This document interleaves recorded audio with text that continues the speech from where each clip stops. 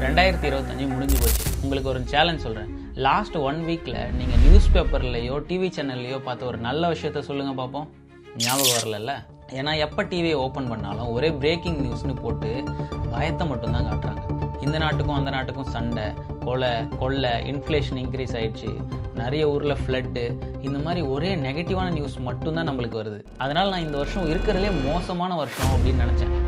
ஆனால் உங்களுக்கு ஒரு விஷயம் சொல்லட்டுமா, ஓவராலாக 2025 பார்க்கும்போது இந்தியாவோட ஹிஸ்ட்ரியிலே இல்லாத அளவுக்கு நிறைய மேஜிக் இன்சிடென்ட்ஸ் நடந்திருக்கு. மனுஷனால் இதெல்லாம் பண்ண முடியுமா அப்படின்னு நினச்சி பார்க்க முடியாத அளவுக்கு நிறைய சேஞ்சஸ் நடந்திருக்கு.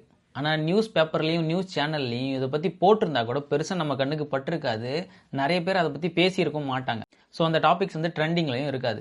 இந்த வருஷத்தில் மிக மோசமான நோய்களுக்கு மருந்து கண்டுபிடிச்சதுலேருந்து இந்தியாவோட வரலாற்றையே திருப்பி போட்ட தமிழ்நாடு வரைக்கும் ஏகப்பட்ட விஷயங்கள் நடந்திருக்கு. ஹிஸ்ட்ரியில் இது ஒரு கோல்டன் இயர்னு சொன்னால் கூட பொருந்தும். சரி, இந்த வருஷத்தில் நம்ம ரொம்ப நாளைக்கு ஞாபகம் வச்சுக்கிற மாதிரி என்னென்ன நல்ல விஷயங்கள்லாம் நடந்திருக்கு அப்படின்னு ஒன்று ஒன்றா பார்க்கலாம். அதுக்கு முன்னாடி நம்ம சேனலுக்கு சப்ஸ்கிரைப் பண்ணல அப்படின்னா சப்ஸ்கிரைப் பண்ணி வச்சுக்கோங்க. இந்த வீடியோவை ஒரு 10 நிமிஷம் பார்த்ததுக்கு அப்புறமா இந்த நியூ இயர் உங்களுக்கு கண்டிப்பாக பாசிட்டிவாக தொடங்கும். இருக்கிறதுலே ரொம்ப முக்கியமானது நம்ம உயிர். முதல்ல அதுலேருந்து ஆரம்பிக்கலாம். இந்தியாவோட நேஷனல் டிசீஸ்ன்னு சொல்கிற அளவுக்கு டியூபர்குலோசிஸ், அதாவது டிபின்னு நம்ம சொல்லுவோம்ல, அதனோட ரேட் வந்து பயங்கர பீக்கில் போயிட்டு இருந்தது. ஆனால் 2025 எடுத்த நிறைய மெஷர்ஸ் மூலியமாக வேர்ல்டு ஹெல்த் ஆர்கனைசேஷன் ரிப்போர்ட் என்ன தெரியுமா சொல்கிறாங்க, இந்தியாவில் 21% டிபி வர்றது கம்மியாக இருக்குது அப்படின்றாங்க. அதாவது முன்னாடி 5 பேருக்கு வந்துட்டு இருந்த இடத்துல இப்போ 4 பேருக்கு வரும், ஒருத்தருக்கு வராது. இது எவ்வளோ பெரிய சேஞ்ச். அது மட்டும் இல்லைங்க, யாருக்கெல்லாம் டிபி வந்துச்சோ அதில் 193 பேருக்கு இப்போ வரைக்கும் ப்ராப்பரான ட்ரீட்மெண்ட் கிடைக்கிறதுக்கு இந்தியன் கவர்மெண்ட் ஹெல்ப் பண்ணியிருக்காங்க. இவ்வளோ பெரிய பாப்புலேஷன் இருக்க இந்த நாட்டில் எப்படி இந்த மாதிரி நம்பர்ஸ் அச்சீவ் பண்ண முடியுது அப்படின்னு உலகத்தில் இருக்க எல்லா கண்ட்ரிஸுமே ஆச்சரியமாக பார்த்துட்டு இருக்காங்க. ஒரு 15-20 வருஷத்துக்கு முன்னாடி வரைக்கும் குழந்தை பிறக்கிறப்ப ஒன்று குழந்தை இறந்துரும், இல்லை தாய் இறந்துரும். இந்த விஷயம் ரொம்ப சர்வசாதாரணமாக நடந்துட்டு இருந்தது. ஆனால் 2025 இன்ஸ்டிடியூஷனல் டெலிவரி, அதாவது ஹாஸ்பிட்டலில் போய் பிறக்கிற குழந்தைங்களோட சதவீதம் வந்து 90% மேலே அதிகமாயிருக்கு. அதனால பிறக்கிறப்பவே குழந்தை இறக்கிறதோ இல்லை தாய் இறக்கிறதோ அதனோட பர்சன்டேஜ் ரொம்பவே கம்மியாயிடுச்சு. இப்போ நான் சொல்ல போகிற விஷயம் தாங்க ரொம்பவே ஹைலைட்டான விஷயம். கேன்சர்னு வந்தாலே லைஃப் முடிஞ்சிச்சு அப்படின்னு நினச்சிட்டு இருந்தோம். அதுக்கப்புறம் நிறைய ட்ரீட்மெண்ட்ஸ் வந்துச்சு. பட் வராமல் தடுக்கிறதுக்கு இப்போ வரைக்கும் மருந்து இல்லை.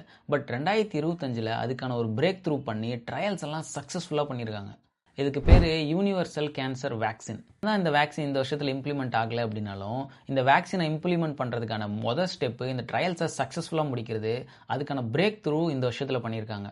ஃப்யூச்சர் ஜென்ரேஷன்ஸில் இந்த கேன்சருமே வந்து ஃபீவர், சளி மாதிரி ஒரு நார்மலான ஃப்ளூ மாதிரி ஆகிறதுக்கான சான்சஸ் ரொம்பவே அதிகமாக இருக்குது. பீகார், ஜார்க்கண்ட், யூபி இந்த மாதிரி வில்லேஜில் இருக்க மக்களுக்கு பிளாக் ஃபீவர் அப்படின்ற ஒரு விஷயம் வரும். இது வந்துச்சுன்னா லிவர் வீங்கிடும், கொஞ்ச நாள் கழித்து இறந்து போயிடுவாங்க.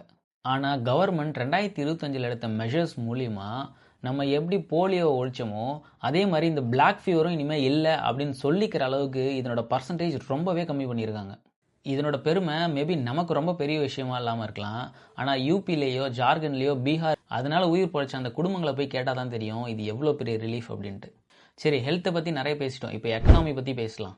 நம்ம ஸ்கூல் படிக்கும்போது வளர்ந்த கண்ட்ரி, அதாவது ரிச் கண்ட்ரிஸ்லாம் யாருன்னு கேட்டால் அமெரிக்கா, சைனா, ஜப்பான், ஜெர்மனின்னு சொல்லுவோம். இந்தியாலாம் அந்த லிஸ்ட்டில் வருமா அப்படின்னு சொல்லி ஏங்கிட்டு இருந்தோம். ஆனால் 2025 ஒரு சைலண்டான எர்த்துக்வாக் நடந்திருக்குங்க. எர்த்துக்வாக் பூமியில் நடக்கலை, ஆனால் வேர்ல்டு எக்கனாமியில் நடந்திருக்கு. நம்மளோட ஜிடிபி 4.18 ட்ரில்லியனை கிராஸ் பண்ணிடுச்சு. அஃபீஷியலாக ஜப்பானை பின்னாடி தள்ளிட்டு நம்ம 4வது இடத்துக்கு போயிட்டோம். இப்போ உலகத்திலே 4th லார்ஜஸ்ட் எக்கனாமி வேறு யாரும் இல்லைங்க, நம்ம தான். இது சும்மா ஏதோ நம்பர் கேம் இல்லைங்க. நம்ம பண்ணுற ஒவ்வொரு யூபிஐ டிரான்சாக்ஷனும், ஓசூரில் எங்கேயோ நடக்கிற ஐஃபோன் ப்ரொடக்ஷனும், திருப்பூரில் நடக்கிற பனியன் ப்ரொடக்ஷனும் தாங்க இதுக்கெல்லாம் காரணம். ஒரு காலத்தில் ஜப்பானையும் சைனாவையும் பார்த்து நம்ம ரொம்ப ஆச்சரியப்படுவோம். என்னடா அவன் எங்கேயோ போயிட்டு இருக்கான், எவ்வளோ டெக்னாலஜி கண்டுபிடிச்சிட்டு இருக்கான் அப்படின்ட்டு. ஆனால் ஜப்பானும் சைனாவுமே இப்போ நம்ம ஸ்பீடை பார்த்து பயப்படுற அளவுக்கு இந்தியா 2025 ஒரு ப்ராக்ரஸை பண்ணியிருக்கு. சரி, ஓகே, எக்கனாமிலாம் பெருசாகிடுச்சு, அதை வச்சு நான் என்ன பண்ண போகிறேன், எனக்கு என்ன பயன் அப்படின்னு கேட்டிங்கன்னா, மிடில் கிளாஸ் எல்லாருக்குமே யூஸ் ஆகிற மாதிரி கவர்மெண்ட் சில சேஞ்சஸை பண்ணியிருக்காங்க. முக்கியமாக சொல்லணும் அப்படின்னா 60 வருஷமாக மாறாமல் இந்த இன்கம் டேக்ஸ் ரூல்ஸ் எல்லாம் ரொம்ப சிம்பிளிஃபை பண்ணியிருக்காங்க. சிம்பிளிஃபை பண்ணது மட்டும் இல்லாமல் எல்லாருக்கும் ரொம்ப யூஸ் ஆகிற மாதிரி 12 லட்சம் வரைக்கும் நீங்கள் வருஷத்துக்கு சம்பாரிச்சிங்க அப்படின்னா உங்களுக்கு டேக்ஸே இல்லை அப்படின்னு சொல்லி அனௌன்ஸ் பண்ணிட்டாங்க. இந்த வருஷம் வருமா, இந்த வருஷம் வருமா, இந்த வருஷம் வருமானு நம்ம ரொம்பவே எதிர்பார்த்தது தான் இந்த இன்கம் டேக்ஸ் சேஞ்சஸு. அதை 2025 அனௌன்ஸ் பண்ணியிருக்காங்க. அது மட்டும் இல்லைங்க, நிறைய பொருளுக்கு ஜிஎஸ்டி ரேட்ஸை கம்மி பண்ணியிருக்காங்க. சரி, இந்தியாவை பற்றியே பேசாமல் இப்போ தமிழ்நாடு பக்கம் வரும். இந்த வருஷத்தில் 2 மாசான சம்பவம் நடந்திருக்குங்க. ஒன்று பாஸ்ட்டு, இன்னொன்று ஃப்யூச்சர். இந்த 2025 தமிழ்நாட்டோட ஜிடிபி மட்டும் பார்த்தீங்கன்னா கிட்டத்தட்ட 16%. இந்தியாவிலே செகண்ட் லார்ஜஸ்ட் எக்கனாமி நம்ம தான். அதுலேயும் நம்ம குறிப்பாக சொல்லணும் அப்படின்னா மேனுஃபேக்சரிங் ரிலேட்டடான இண்டஸ்ட்ரியில் தமிழ்நாடு தான் கெத்து. நம்ம தான் நம்பர் 1 பொசிஷன். தமிழ்நாடு ஃபுல்லாக இருக்க நம்ம மக்கள் போட்ட உழைப்பு தான் இந்த ஜிடிபி க்ரோத்துக்கான காரணம். பொலிட்டிக்கல் பார்ட்டி எதுவாக வேணால் இருக்கட்டும்ங்க, ஆனால் நம்ம உழைப்பு போட்டதுனால தான் இந்த ஜிடிபி இவ்வளோ இன்க்ரீஸ் ஆகிருக்கு. அடுத்து தமிழ்நாட்டுக்கே ஒரு கெத்தான மூமெண்ட். நம்ம இந்தியாவோட ஹிஸ்ட்ரி எப்படி ஸ்டார்ட் ஆச்சுன்னு ஹிஸ்ட்ரி புக்கில் ஒரு மாதிரி படிச்சிருப்போம். ஆனால் இப்போ கீழடியிலையும் பொருநெயிலையும் பண்ண ஃபைண்டிங்ஸ் என்ன சொல்லுது அப்படின்னா, தமிழன் 3200 வருஷத்துக்கு முன்னாடியே இரும்பை பயன்படுத்தியிருக்கான், எழுத படிக்க தெரிஞ்சு வச்சுருக்கான். நம்ம சிவிலைசேஷன் நம்மளாம் நினச்சதை விடவே ரொம்ப பழசு. இது ஏதோ ரேண்டமாக பூமிக்கு அடியில் கிடச்ச ஒரு பானை இல்லைங்க, இது நம்ம இனத்தோட கெத்து. சரி, அடுத்து இன்ஃப்ராஸ்ட்ரக்சர் பக்கம் போகலாம். 2025 இன்ஃப்ராஸ்ட்ரக்சர் பயங்கரமாக டெவலப் ஆகிருக்கு. இதுக்கு முன்னாடி ட்ராவல் பட ரொம்பவே கஷ்டப்பட்டிருப்பீங்க. ஆனால் இதுக்கப்புறம் நிறைய சேஞ்சஸ் வந்துகிட்ருக்கு. அதில் முக்கியமாக சொல்லணும் அப்படின்னா பாம்பன் பிரிட்ஜ் 2.0. ராமேஸ்வரம் போக கடலுக்கு நடுவில் ஒரு வெர்டிக்கல் பிரிட்ஜ் கட்டி முடிச்சாச்சு. இது மூலிமா கப்பல் வரும்போது ஆட்டோமேட்டிக்காக பிரிட்ஜ் மேலே போகும். இது ஒரு என்ஜினியரிங் மிராக்கிள்ங்க. அதே கொஞ்சம் சென்னை பக்கம் போனோம் அப்படின்னா மெட்ரோவில் போயிட்டுருக்க மக்களோட எண்ணிக்கை பயங்கரமாக இன்க்ரீஸ் ஆகிட்டுருக்கு. இந்த டைமில் தான் மெட்ரோவோட அடுத்த ப்ராஜெக்ட் இப்போ ஜனவரி 26 லான்ச் ஆக போகுது, பூந்தமல்லி டு போரூர். மணிக்கணக்கில் டிராஃபிக்கில் நின்றுருந்த சென்னை மக்களுக்கு இது ஒரு வரப்பிரசாதம். சரி, ஓகே, கொஞ்சம் இயற்கையை பற்றி பார்ப்போம் அப்படின்னு பார்த்தீங்கன்னா குனோ நேஷ்னல் பார்க்கில் சிறுத்தையை வெளிநாட்டிலேருந்து கொண்டு வந்து வளர்க்க ஆரம்பித்தாங்க. எல்லாரும் இந்த ப்ராஜெக்ட்லாம் ஃபெயிலியர் ஆகிடும் அப்படின்னு சொல்லி கலாச்சிட்டு இருந்தப்ப இருந்தாலும் பரவாயில்லன்னு இந்த ப்ராஜெக்டை ஸ்டார்ட் பண்ணாங்க. இன்றைக்கி 19 சிறுத்தை குட்டி பிறந்திருக்கு. அதெல்லாம் இனிமேல் இந்தியாவோட சிறுத்தைங்க. மனுஷன் நினச்சா இயற்கைக்கும் சப்போர்ட் பண்ண முடியும் அப்படின்றத இந்த 2025 ப்ரூவ் பண்ணியிருக்கு. சரி, கொஞ்சம் டெக்னாலஜி பற்றி பேசலாமா? இஸ்ரோ இந்த வருஷம் ஒரு ரோபோட்டை ஸ்பேஸுக்கு அமைச்சிருக்காங்க. இது நெக்ஸ்ட் இயரில் மனுஷங்களை அனுப்புறதுக்கான ஒரு ட்ரையல் தான். ஆனால் இது பயங்கர சக்ஸஸ்ஃபுல்லாக பண்ணியிருக்காங்க. சைனா, ரஷ்யா, அமெரிக்கா மட்டும் பண்ணிகிட்டு இருந்த இந்த விஷயத்தை இப்போ இந்தியாவும் பண்ணியிருக்காங்க 2025. பாரிஸில் ஈஃபில் டவர் கீழே நின்று ஜிபே பண்ணுற அளவுக்கு நம்மளோட யூபிஐ டிரான்சாக்ஷன் டெக்னாலஜி வேர்ல்டு ஃபுல்லாக பரவச்சுங்க.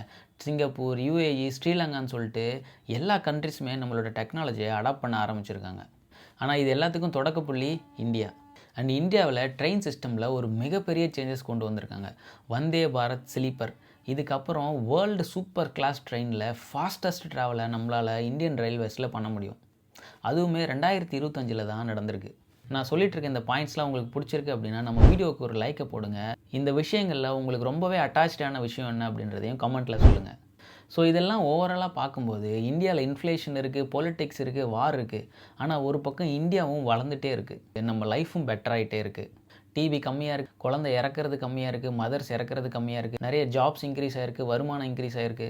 பேட் நியூஸ்லாம் கேட்கும்போது நம்மளுக்கு ஒரு பயம் வரும், குட் நியூஸ்லாம் கேட்கும்போது நம்மளுக்கு ஒரு நம்பிக்கை வரும். Let's make 2026 even better. Keshavan signing off. இன்னொரு நல்ல வீடியோவில் பார்க்கலாம். Bye bye, take care.